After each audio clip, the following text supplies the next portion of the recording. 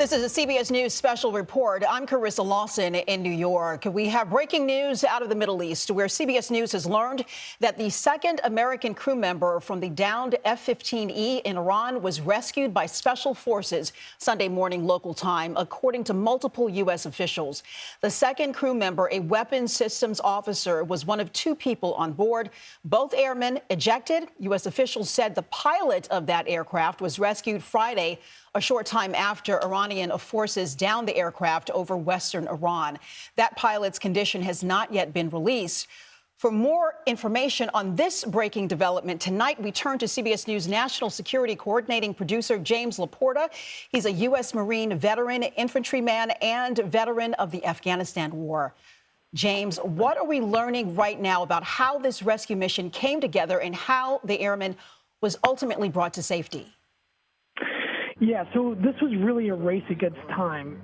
From the moment that F-15 went down, it was a race for U.S. forces to try to retrieve both pilots. And separately separate from this event, there was another plane that went down on Friday. We had an A-10 that was shot down. That pilot ejected and was rescued, and he is safe.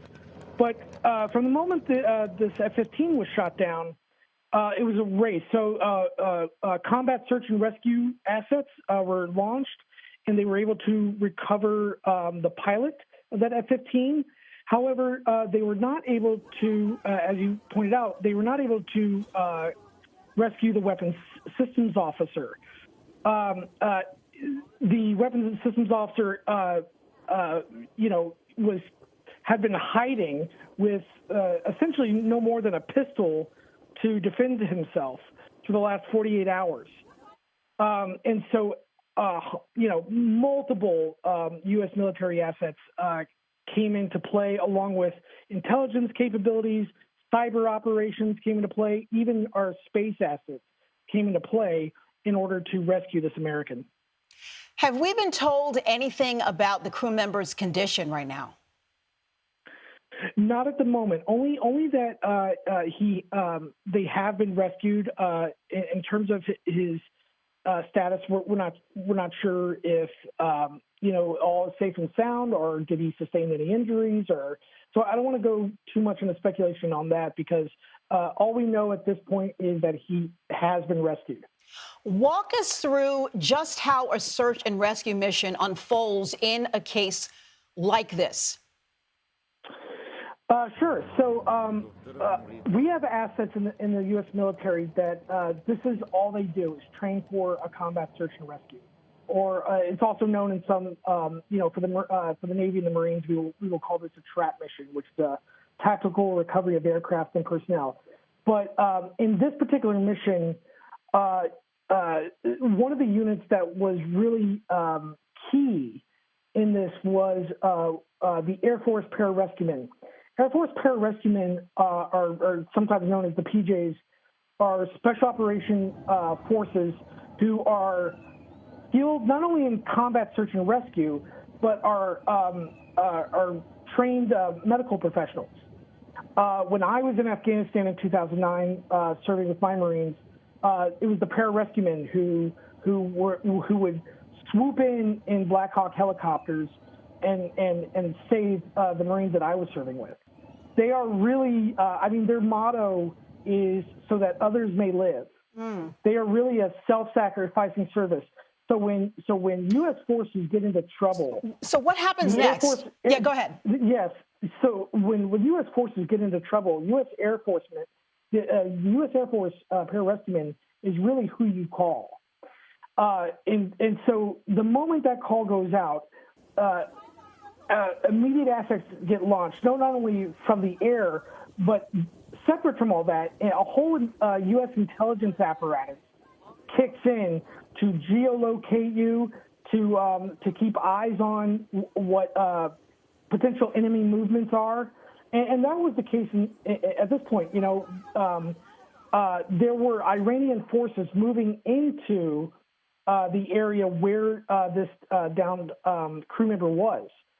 So this was a very risky, very dangerous mission that could have really gone the wrong way. But thankfully, this person has been rescued. Extremely risky. Now, we're looking ahead now. What happens next in this case? How significant is this rescue operation in the broader context of the war right now?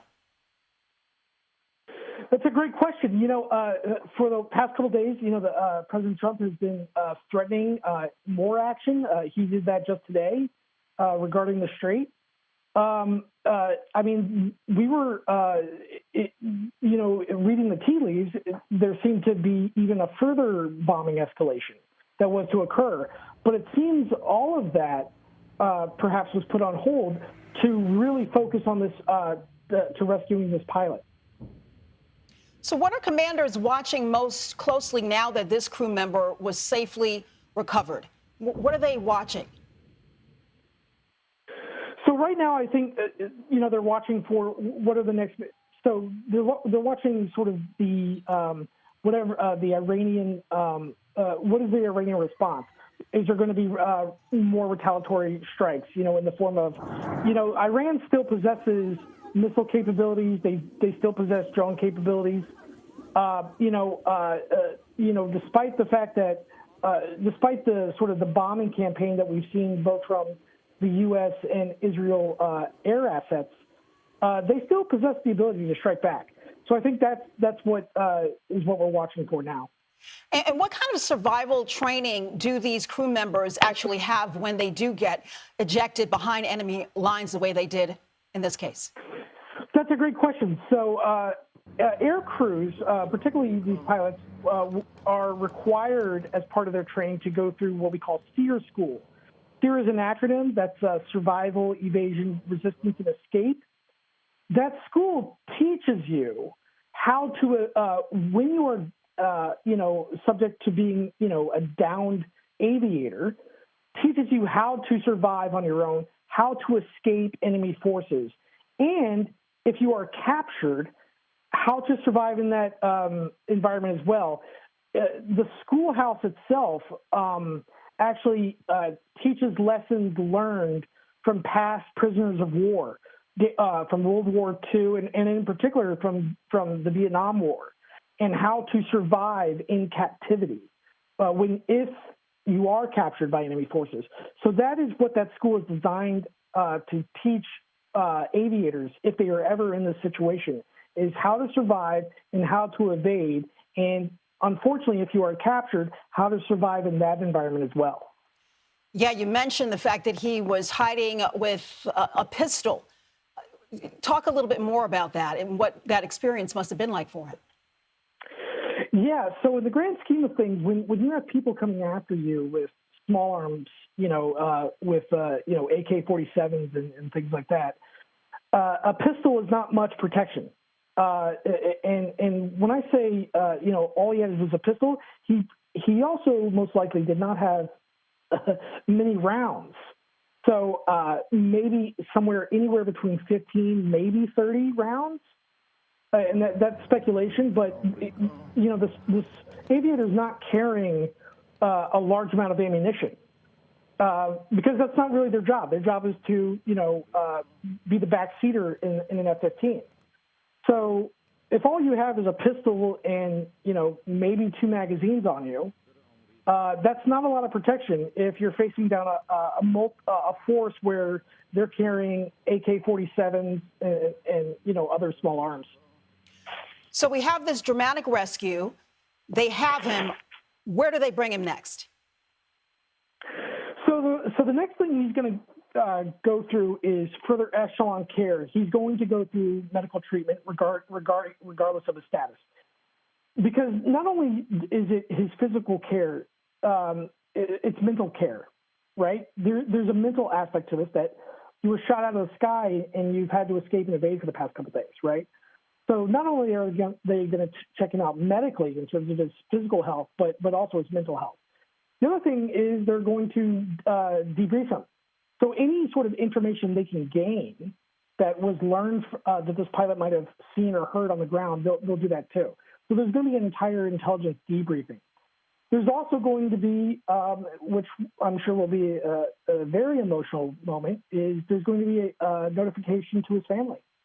and his family will learn of his status. And so that are sort of the next, most immediate steps, is really sort of taking care of the service member as best as the U.S. military can, given the ordeal that they've gone through the past 48 hours. Certainly the best case scenario tonight from what we're hearing. Thank you so much, CBS News national security coordinating producer James Laporta. We appreciate the information that you've brought us tonight. Once again, this was a breaking news update out of Iran. The second American crew member from the downed F-15E in Iran was rescued by special forces Sunday morning local time, according to multiple U.S. officials. The F-15 went down during combat operations early Friday morning. The pilot was recovered shortly after the crash, but the second crew member had been missing behind enemy lines, triggering an urgent U.S. military search effort. But he's been found. Our coverage will continue on CBS News 24/7, your local news, and tomorrow on CBS Face the Nation. This has been a CBS News special report. I'm Carissa Lawson, CBS News, New York.